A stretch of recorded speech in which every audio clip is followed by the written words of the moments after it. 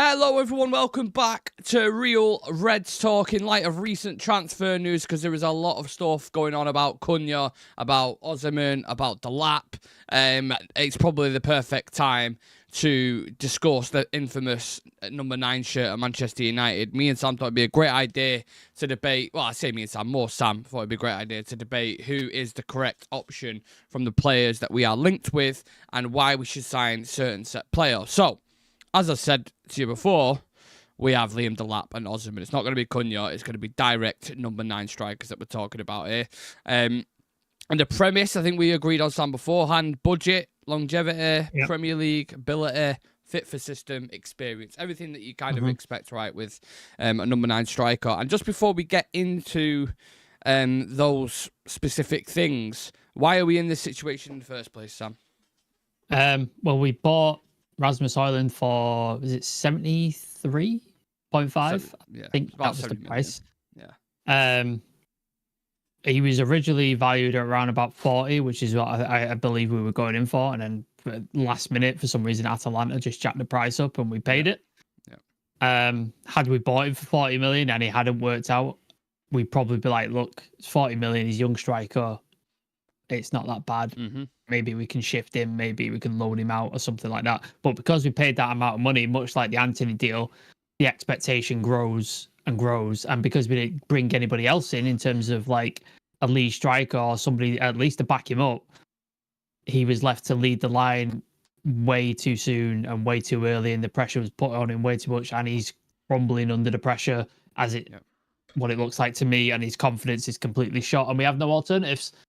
So that's why we are now looking for a striker.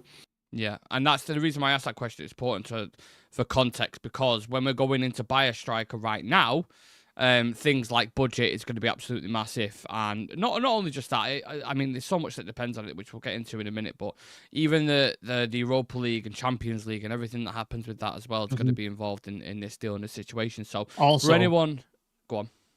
Also, is if the ability, if we can sell well as well. Like if we don't sell well, we're not going to have enough money. So certain people then become out of your budget line. Not only the Champions League, but selling as well. That's another important factor. Yeah. So Sam's going to make a case for Victor Osimhen. I am going to make a case for Liam Delap, just because I did a video on him the other day. So I feel like I could offer a bit more depth in that scenario. On Osimhen, Sam, talk to me about his price tag, because obviously 65 million or somewhere around that. His wages as well. Yeah, just speak to me a bit about that. Is it a bit of a gamble in that regard, or do you think he's worth it as a player? So he's obviously well known across Europe. I'll get into his proper stats with Napoli in a bit, but he's a well known striker. Scores goals. Is it around about 26? I think he will be 27 before the end of this year. So the age what he should be in his peak right about now. This is where it should be. So in terms of his market value is probably going to be the highest it's going to be ever. Like after this, it should be declining, if anything. But he does have a release clause. I believe it's 65 million. I think is that pounds or is that euros? Yeah, that's pounds. So it's 70 million euros, I think, or 75 million euros, and then 65 million pounds. His estimated market value, according to Transfermarkt, which is always a bit lower, is 68 million euros. Yeah. So they're about spot on there, to be fair. Like to fair to him. His contract, like we said, includes a release clause. He's also, when he was linked with I can't remember what Saudi team it was. He was linked to a Saudi. Yeah, there was a load of like the Barclay around that, wasn't there, at the time with him and his agent. His wages was around about 25 million a year, which obviously we're not going to pay anything like that. Saudi will pay his that, wage, won't. But if he's going to come to the Premier League, his wages is expected to be around £200,000 a week, which I think is quite reasonable. To be fair, I think it's fairly reasonable. So it's not as demanding as I think it would be. This is obviously from The Guardian and a couple of other sort of sources. So take it for what it's worth. It's obviously not gospel, but there's people in the know there. 65 million, 70 million euros. It is on the pricier side in terms of a striker.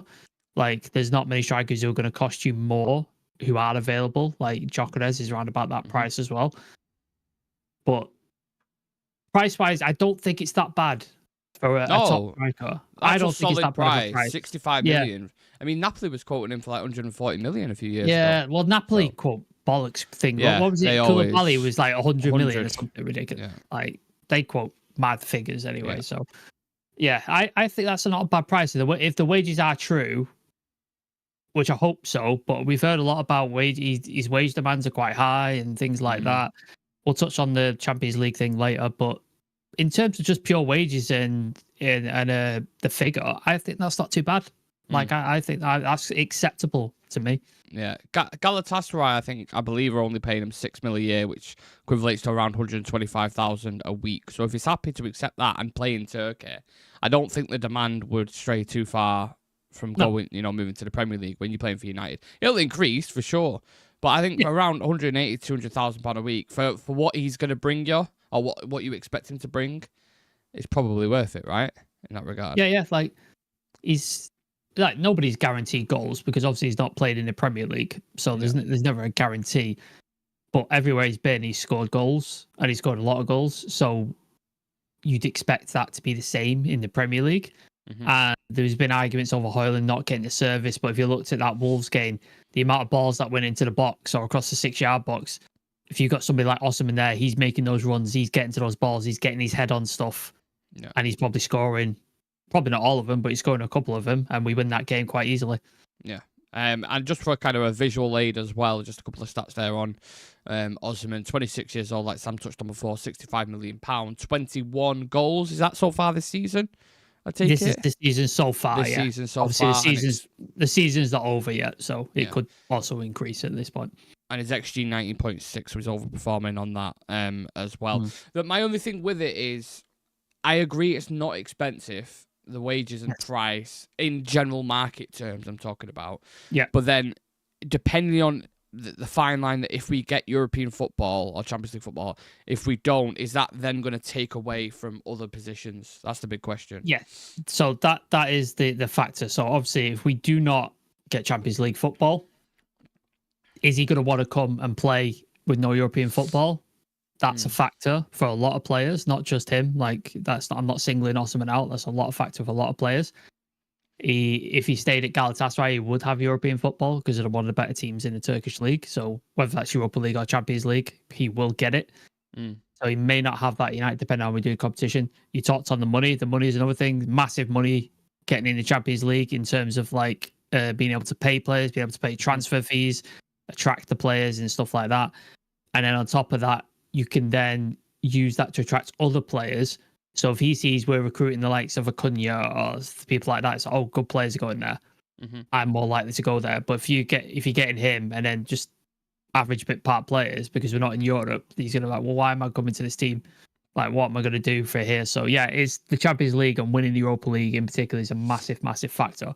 I just wanted to touch on the goals. There was a couple of sort of interesting sort of things. So he's got 25 appearances in the Super League. I don't know how you pronounce it, the Turkish league, but the Turkish league's probably this way. 25 appearances, 16 goals, which not a bad record at all. That Europa League, 7 appearances, 6 goals. So it's a goal a game almost in the Europa League, which again, really, really interesting. Average rating over the last 12 months, 7.5 in the games. So again, what's Højlund's been over the last 12 months? About 5, 4. Yeah.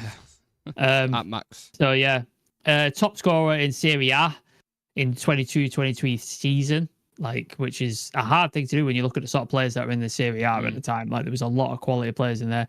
The first African player to achieve this feat, reached 100 career goals in 197 matches, which is faster than Cristiano Ronaldo and Messi. So this guy's not hanging about. I was just trying to find this other stat. Became the 3rd player in Napoli's history to score double figures in 4 consecutive seasons. The only people who've done that is Diego Maradona and Attila Salustro. Now, I don't know much about Salustro, but Diego Maradona is arguably one of the best players to ever play the game, and he's in the same bracket in terms of Napoli. And you see how they treat Maradona at Napoli. So yeah, it's an insane record that he's got. So if he can bring anywhere close to that in the Premier League, we're on to a winner. Well, that's a good start with the budget. I want to come in with the flexible option in Liam Delap, who's got 12 goals so far in the Premier League this season. Expected goals is 9.02. He's only 22 years old, so he's got a bit more left in the tank, and he's obviously earlier in his development than Victor Osimhen.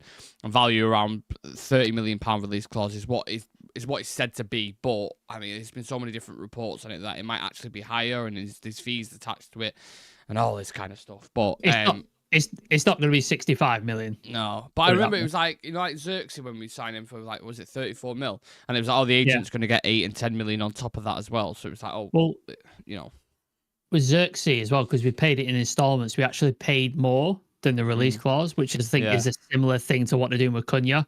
Yeah. So maybe there's something in there as well. Yeah. I see Delap. I mean, I mentioned this in the WhatsApp when we was kind of discussing this prior to the show. And it is a low risk, first and foremost, because you are spending £30 million. So had we had done that with Rasmus Højlund right now, and you need to sell him in the summer, what he's being quoted for now is £30 million or somewhere around that. So you're not losing out on anything. Whereas because we had idiots in charge who was buying young talents like this for so much money, that's now going to go down on PSR regulations as a net loss of 40 million quid. Outrageous. Yeah. So signing players for this amount of money, it's almost nothing in today's game, especially someone with 12 goals in the Premier League with Ipswich at the minute. So I think it does, bringing in someone for that price, it does offer flexibility to invest elsewhere. And it's basically a low risk, high upside investment. Obviously, if it doesn't work out, take losses, 20 million, bush, it's in a bit, it's gone. But I mentioned players like Ollie Watkins, for example, who Brentford sold him, when Dean Ashworth, I think, was the manager there, for around 25 million quid to Aston Villa. And now he's a player in the Premier League who is delivering season upon season upon season, and a young British striker who's delivering every season.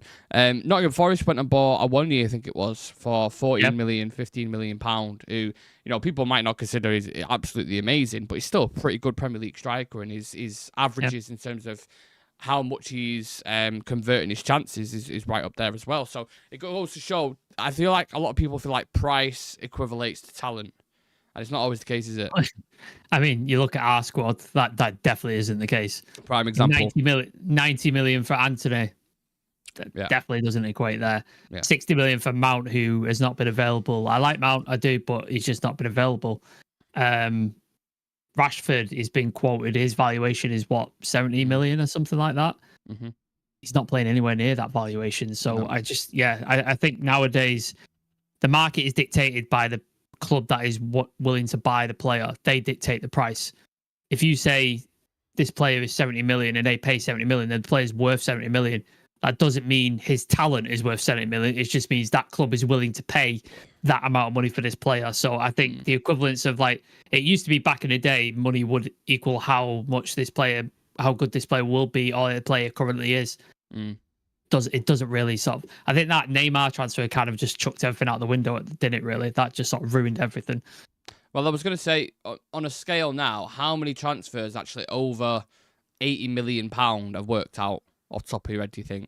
I remember Hazard going to Madrid, flopped completely. Didn't work. Dembele going to Barcelona, flopped. Coutinho, flopped. Griezmann, flopped. Yeah. I mean, it's Jack Grealish. I mean, he had one decent season, a treble-winning season, and apart from that, you're not going to see he's 100 million. Pogba, Maguire, like, there's so many examples. It just doesn't work out. So it doesn't mean you have to pay shitloads of money to get a good player. It's just the way it works at the minute.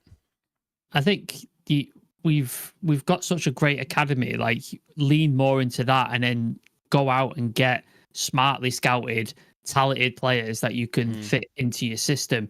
Don't look at like what Ed Woodward did. Right, what's going to get us a really good social media sort of bang? What is going to sell a load of shirts? And that's who they went out and signed. Like, that's a straight way to disaster. Like, it just doesn't. It doesn't help the squad at all. Well, this is where longevity comes into it, because Ronaldo would be the prime example of that. When Ronaldo came in, I don't think there was a United fan on the planet who would have said no to that move, because bringing Ronaldo back was just too good to turn down, right? But that's why fans don't make decisions. That's why people at exec level should. It was an emotional decision rather than a footballing decision, which is always a bad idea. Yes, football is emotion and football is about passion and stuff like that. But you look at the system Ollie was playing at the time and the way he was playing, it just threw a spanner in the works completely. And as good as Ronaldo is, and as much as I love him for what he did at United, he just didn't fit in the team. Yeah. Didn't fit How the many team. strikers did we sign? It was like over 30. That, you know what I mean? Like it was just Gallo, Cavani, Falcao. We had that on Ibra, loan for a bit as well, didn't we? Ibrahimovic. Yeah. Ibra is another one. Like too many. I'm not saying old age is a bad thing. You've got Lewandowski who scored 25 goals in La Liga this season and he's 35. It's not always a bad thing, but I'm just saying like where's the development and where's the future? And I think Ineos are tapping into this a lot at the minute. So when we talk about longevity, we'll talk about long-term value. Who do you build around for the next 5 to 7 years? Osimhen isn't too bad, actually, because, like you said, he's 26 years old. So you can still have him for the next 5 years. But the only thing is you don't get a resale value with that. If you have Delap and he develops into the player that you think he is, by the time he gets to 28, if you want to sell him, he's in his prime, you're probably going to get about 60 to 70 million if he turns into that world beater. But then again, there's an element of risk involved with that as well, isn't there? That's what United do, though. With a lot of players, we buy these players, and often we overspend. Like you look at Anthony Martial, Højlund, people like that, and we keep hoping for them to turn good, and we hold on for them for too long, and they just have bad season after bad season after bad season, and then by the point they either go for free because they're out of contract, or we have to sell them at a massive loss or loan them for 3 seasons to get them out of the club. Because we held on for too long. Whereas if, like you said, if you go in and get Delap 30 million and it doesn't work out after a couple of seasons, it's easy to shift. It's easy to move to that player on. Like it's a lot easier. Yeah. Another thing I wanted to bring into the conversation was the injury record, because I think it was Steve Housen who brought this up, actually. But it brought it to my attention. I didn't really realise Osimhen's... it's not awful, but it's just, I mean, Delap's had one knee injury. So he has had injury issues. Injury issues. Delap's had one knee injury, missed 16 games for Hull, I think. When I checked his record before, that was it. Osimhen's had muscle fatigue, muscle strains, hamstrings, such like this, which you kind of expect for an explosive player of his nature, right? Those, especially the hamstrings. Would that concern you at all? Yeah, obviously, like we've got a history with like injury-prone players just not being available. Mount, Shaw, Martial, like the list goes on and on. So that would be a concern. I remember Chivy mentioning, I don't know if it was in the chat or on a live and stuff, but apparently he does it a lot before Nigerian games. Like he's injured and doesn't play, so he's not well liked in Nigeria. So he doesn't play a lot of games for Nigeria because you know what? It's funny you mentioned that. Injured. Because when I was looking at his record before, a lot of things on it was like muscle fatigue, coronavirus, little ones like that sound a bit like excuses. So it kind of fits the narrative. Do you like when Neymar's conveniently injured and around is it his sister's birthday in March? Yeah. That kind of thing. Yeah. Agree with that. So injury is something maybe to keep an eye on, especially with him getting a little bit older. But it's one of those where you pay a price for the premium minute. Like you can't say who's going to have more years ahead at the top level, because Osimhen's in that top level right now, and Liam Delap might never ever reach that limit at all. So if you bring in Osimhen, at least you get like you would expect. I don't know, but you get that guaranteed from his record. 20, 25 goals. That's what you'd expect if you're paying that premium, right? Whereas Liam Delap, you look at it, it's a question mark. Yes, he scored 12 goals in a poor squad and a poor Ipswich team. Although I like McKenna and I like a lot of their players and stuff like that. I just think the quality is just not quite there to stay in the league. But he scored that many goals. That he was obviously in the City academy, so he was obviously rated quite highly if City have picked him up, and he wanted to play football. So credit to him for going out and going to Ipswich to play football. So I'm sure Jason Wilcox is well aware of who he is and what he can do. So the potential is always a big question mark, because there's so many factors around potential. It's just like the right environment, the right coaching, the attitude of the player, and the ability to work hard and stuff like that. So that's always a big question mark. Like it could turn out to be bagging this entry and he ends up scoring 20 odd goals, but it also could turn out to be another Rasmus Højlund where he doesn't score for 20 games. And I think the issue is as well, what we've touched on so many times in this channel, United need a striker to look up to or a striker to learn with? And I think we both know the answer to that, don't we? Yeah, it's a lot of, like, from when I've been posting stuff on the socials at the minute, a lot of people just go get Osimhen. Like they just want, because this, and I feel it. I know I know how they feel. They just want a striker who can score, because we've not had one for so long.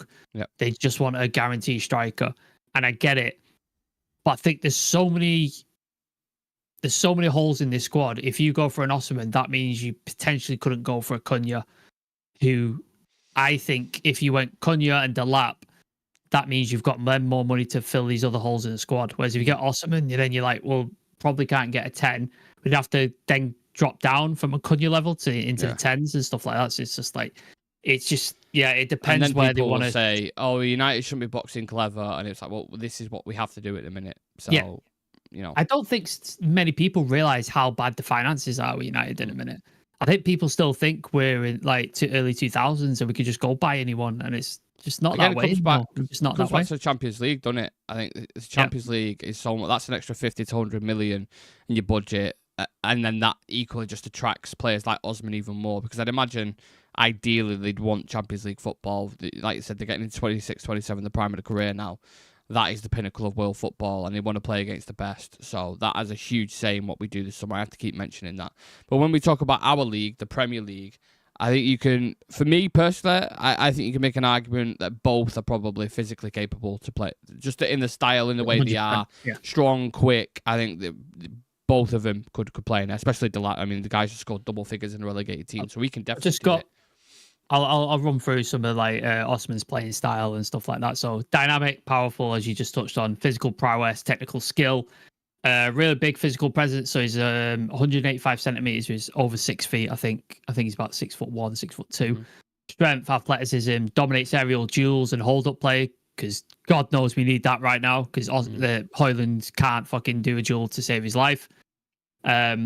Explosive speed, incisive runs behind defenses, stretching opposition lines, finishing ability. Again, something we're desperate need of. Ability for owning composure in front of the goal, convert chances from any position, inside, outside the box, link up play. And he's got defensive work rate, so his stamina and willingness to press opponents, make an active contributor in the team's defensive efforts. So he's got everything you want in a striker and everything we're lacking right now up front. Like everything you need, he possesses. Like he possesses everything. There's one caveat with not him specifically, but strikers from the Italian league and from memory who, I mean, you go down the history list. I touched on this when I did the short before, put on socials. Scamacca, Higuain, Shevchenko, Osvaldo, like the list of strikers. Højlund, we've literally got Højlund right now, who we bought from Italy, and it didn't work out. But the one thing I will say with that is, Osimhen is a different kind of striker to a lot of those strikers I've just mentioned. He is more physical. He is more of a bully. So maybe that will play in his favour. But that's something that's in the back of my mind, Sam. He's performed like I think he came through at Wolfsburg where he struggled at Wolfsburg, but then he went to, I think it was the Belgian league.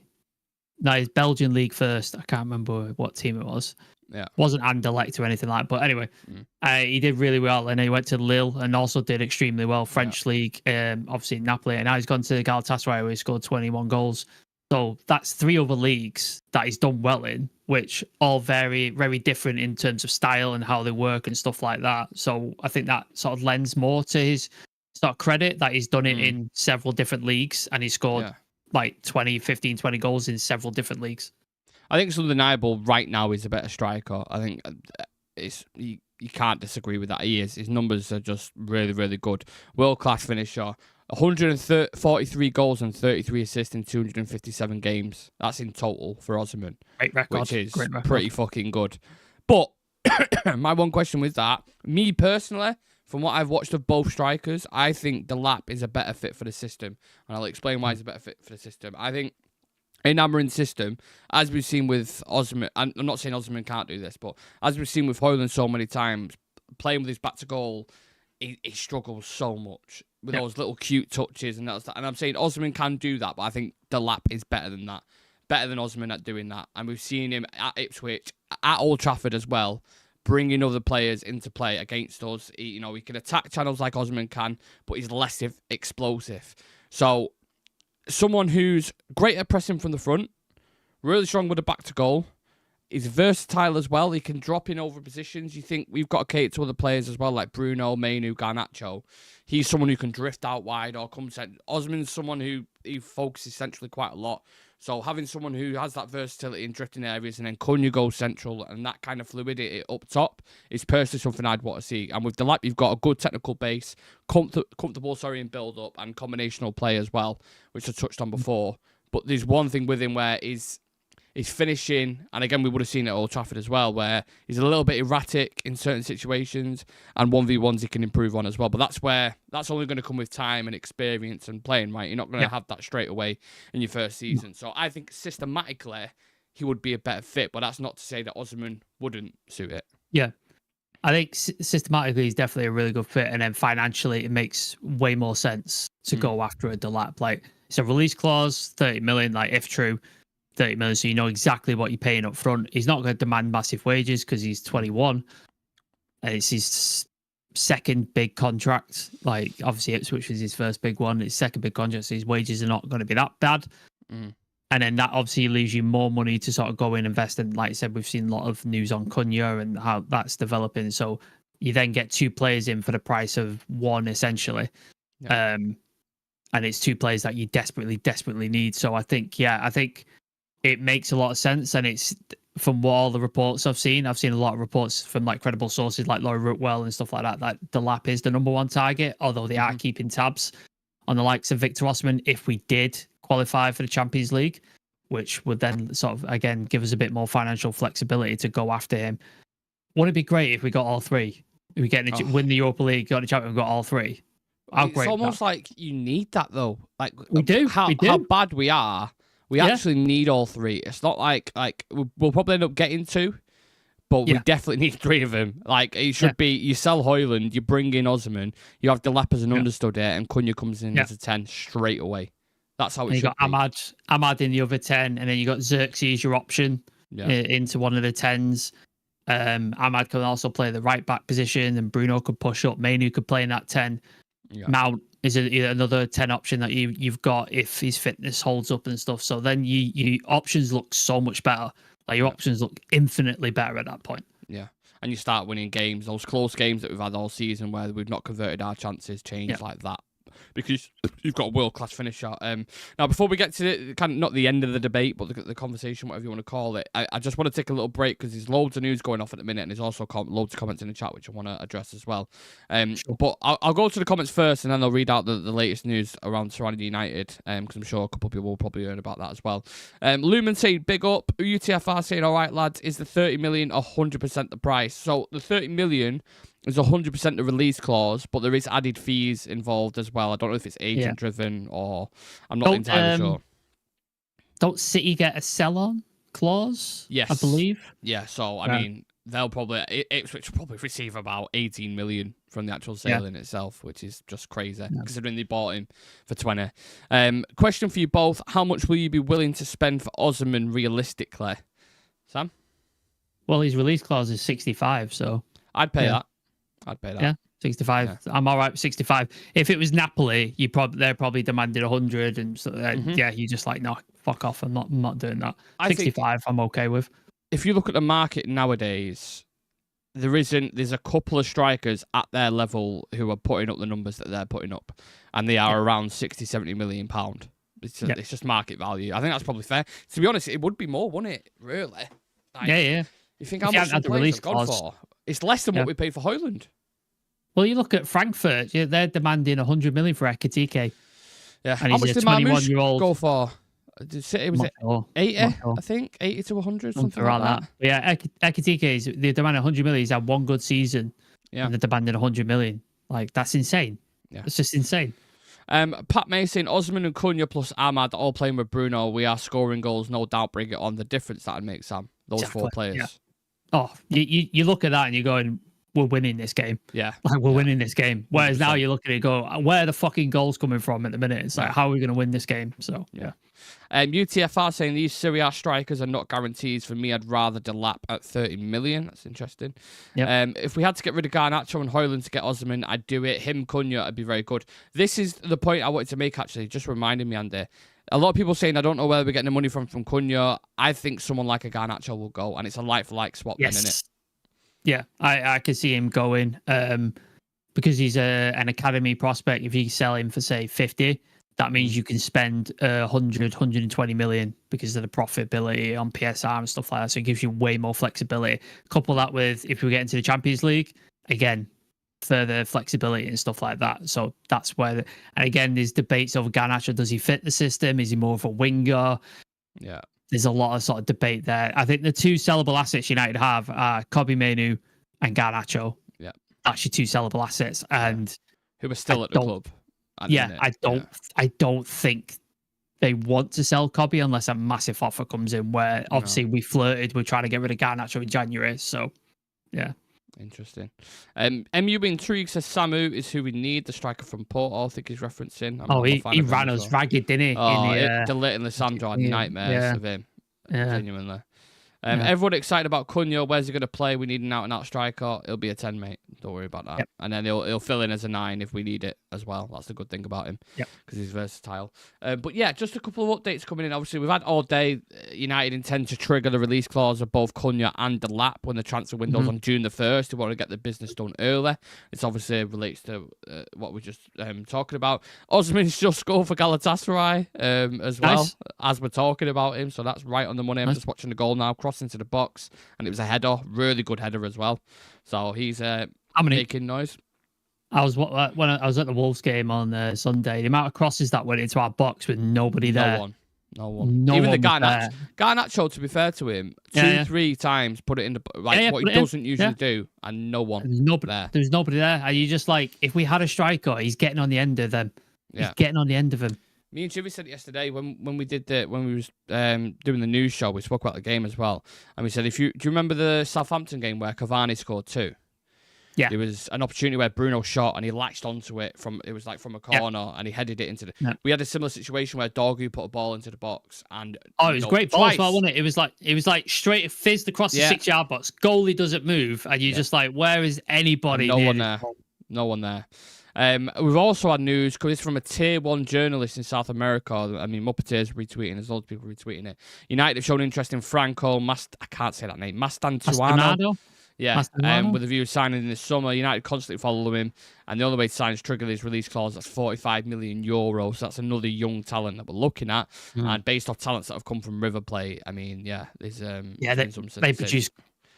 They produce good players. Yeah. Enzo, Julian Alvarez. I mean, the list is endless. There's just been loads that have come from there. So, just to kind of conclude the debate that we was having between the two strikers, in my view, Osimhen is someone who's going to give you pace, chaos, physicality, and I think it would be a little bit more transitional having him in the team for me personally. With Delap, I think you get someone who's more kind of systematically just fits it better for me. But I don't know the best way to describe it, but I think pressing from the front is really, really good, and his positional play is fantastic as well, but he is less proven at an elite level. So element of risk with Delap, but he's cheaper.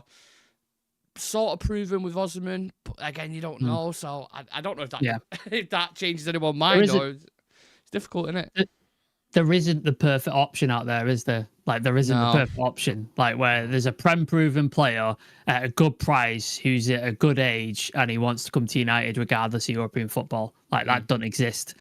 So we're having to sort of just fish in the pond that we can, like, and get the players that we can, because we're not that team anymore. We're not that team where we could just go pinch the best players of every club, because other clubs have leveled up. They've got better data, better scouting. They've got money now. They're playing in the Champions League and European football that we aren't. We're just not that club anymore. So we've got to sort of, like you said, box clever. And I know a lot of people don't want to hear that. They're like, just go sign the big player. Go sign the big player. It's just like, we can't anymore. Like, we can't. If you are just joining, please do smash a like on the video. There's quite a few who just joined. We have been doing a Liam Delap and Osimhen debate, so make sure you get yours in the comments section who you would go for. Just the stats back on the screen there for you, with Liam Delap on the screen. And then Victor Osimhen, who coincidentally has just scored a goal in Turkey as well. So he's continuing his goal-scoring run, which I think, what did you say before? 16 goals in 20-odd games, was it? For Galatasaray? Yeah. In the league, he got 6 goals in the Europa League as well. So anywhere he's going at the minute is bagging, which is promising if you're going to sign him. Andy's saying, I just don't think we have a chance to get Delap. He seems perfect Chelsea in every way. What I don't get though is they've got Jackson at Chelsea, right? And they seem to have a lot of faith in. So what happens to his development if they sign him? Yeah. And is Delap looking at going, all these young players that have come in and not getting games, or they're being loaned out, or they're being sold off and stuff like that? Is he like, well, I'm just another cog in the machine there. I'm not going to really be a part of something. Like, does he want to go there? So unless they chuck a shit ton of money at him, it's a big question mark. I'm just looking at the poll. I put a poll up in the chat, and some people voted before the argument, so I don't know what you were basing it on. But would you sign based on our argument? 62% Osimhen, 38% Delap. But obviously, a couple of people voted before we actually started talking. So Osimhen's just a name in it. I think there's a risk with either, to be honest. I think genuinely, I think I could definitely see a world where you bring Osimhen in and he doesn't live up to the hype that we all expect. There's no guarantees. No. There's no guarantees. No. I think he can still score 10, 15 goals, but we're not expecting. If Osimhen comes in now, you want numbers that Watkins, Isaac's putting up. That's what you're buying him for. You're paying a premium price. With Delap, if he gives you a, I don't know, 12 to 16 goal return in his first season, let's say, you're like, okay. And then you build on that, and then it increases throughout the years. That's how you'd expect it to go, but it doesn't always work out like that. That's what we were hoping with Højlund. What did he get last year? Is it 11? 11 goals? Yeah. So you were like, okay, not bad. Coming in, 11 goals. Like, let's build 3 on that. And then this season, it's just fallen off a cliff, hasn't it? Bad. Just completely fallen off a cliff. So bad. Yeah. A young Cavani would be absolutely unreal in the system. Oh, God. I'd kill for that. I would kill for that. Spot on UTFR. Also, UTFR, can you just tell me your actual name so I can? I feel really weird saying UTFR every time I want to read out a comment. Brian saying, even if it's not your real name, just give us our name to say. Yeah. Brian saying, personally, I take Delap, more prem proven than Osimhen, cheaper, less wages, epic shithousery. But we would also need a second striker as well. Just want a striker proven and centre backs are afraid of. And Maresca said he loves Jackson. That's what I'm saying. I just don't. Chelsea are just. I don't think Maresca's. I think Maresca gets sacked. Probably. So he won't even be there. I think Laurie Whittle made a fantastic point about him, saying that the juxtaposition of both clubs at the minute, that they're fifth, I think they've just gone into the Champions League places, and the manager's getting booed, and they're saying that they want fucking rid, whereas United are 17th in the Premier League, or whatever, 15th in the Premier League, and they are fully singing Amarin's name throughout every single game. It's mad, isn't it? Mental. Football. Crazy. Mental. Like, if you asked us, like, do you want to be fifth in the Champions League spots and have Chelsea squad? We'd all be like, yeah, absolutely. Yeah, I'll take that all day. Yeah. And Chelsea fans are not happy. So there you go. Yeah, the weird side of football, I suppose. We do actually have a game on tonight. We've got City and Villa. Do you want to give any predictions for that, Sam? Ooh, that's an interesting game. Fighting for the Champions League, I think there's only a couple points in it between them. Let me double check the Premier League table. I'd love to see Rashford score a winner against City. That'd be nice. 1 point in between them. Villa 57 points. Oh wow. City 58. They're in fifth at the minute. Villa in seventh. So if they beat them, they'll push them into the Champions League. Wow. So a lot of stuff on Villa there. Then. For Rashford. Yeah. I think I could see Villa beating them. Honestly, I could see Villa doing them. They're flying in a minute. Yeah, they're flying. City are up and down. Like, I know they've had a couple of results and stuff, and De Bruyne showed up the other week, but they're still not there. They're still not right. So I could definitely. I'll go Villa 2-1. I think Villa win 2-1. Yeah, I think they're at home as well, Aston Villa, from what I remember. But you look at that, like, we're talking about our attack. We're just debating Cunha, not Cunha. Oh, I'd kill for their attack as well. Osimhen, Delap, right? And if you look at the options that ridiculous Villa have, they've got Marlon, Asensio, Rashford, Watkins, throw Rodgers in there if you want. Jacob Ramsey, who comes on, who always scores as well. Yeah. They've got Leon Bailey as that kind of wild card. Like, they've got so many options at the top. And then the midfield is class. You got Onana, Boubacar Kamara, Tillemans, fucking killing it in a minute as well. It's a fucking ridiculous team. Yeah. Like, ridiculous team. They've got serious depth then. So yeah, I think they'll do City tonight as well. I have to agree. If Delap goes to Chelsea, that's a 7-year contract. Brian saying, were you lucky enough to be offered tickets to the game? Can't fill their stadium for a must-win game. Big club though. I don't. Who's that? You're about Chelsea there? City. I'm not sure. Oh, City. Oh, is it City? Right. Okay. Yeah. And by the way, sorry, go on. How weird is it that Spurs got absolutely pasted by Nottingham Forest yesterday, and we're both in, and we got lost to Wolves, and we're both in Europa League semi-finals and potentially could get to the final. What Football. The fuck? What is going on? As well, everyone's talking about Nottingham Forest getting Champions League football. They're now out of it now, I think. 60. Oh, no, they won last night, didn't they? So they're back into it. But they went out. They dropped down to like 6 last night. That race at the minute, I mean, there is, between Villa and Forest, there's 3 points. So Forest, Newcastle, City, Chelsea, and Villa can all still get Champions League football and all still not get Champions League football. Us or Spurs could potentially also get Champions League football. Yeah. So you'd have quite a few. I mean, English teams, in fairness, in Europe are doing quite well, aren't they? Going quite far. So. Mad. Let's see what happens. UTFR's name is Nathan, or Nath, he said. Oh, right, okay, Nath. Yeah, that's just far much easier than going. UTFR says, I'll just say Nath says. Yeah, much better. City, seen on X earlier, they were offering tickets out all over the place to fill the stadium. Do you know what? I'm kind of, this is weird. I'm kind of jealous of that a little bit because it's so how hard it is to get tickets at times. United. Yeah. Even when we're shit. Came up to me, it was like, it's impossible. It's still shit, and we can't get a ticket. 15th in the league and I can't get a fucking ticket, man. It's ridiculous. And if you do want one, you're paying about 120 quid unless you know people. So, mate, it's outrageous. But yeah, we shall leave you with that, ladies and gentlemen. For anyone who's watching live or watching this later on, if you are Manchester United this summer, are you going big on Osimhen or are you backing Delap? Give us your final pick and a quick summary in the comment section why you would go for that player. And me and Sam will just leave it there for you guys. Go and watch the football, enjoy it, and we'll be back tomorrow, ladies and gentlemen. No mid-game this week, so Amarin's got a full week of training, but there's loads of transfer stuff going on, so we'll be active on socials.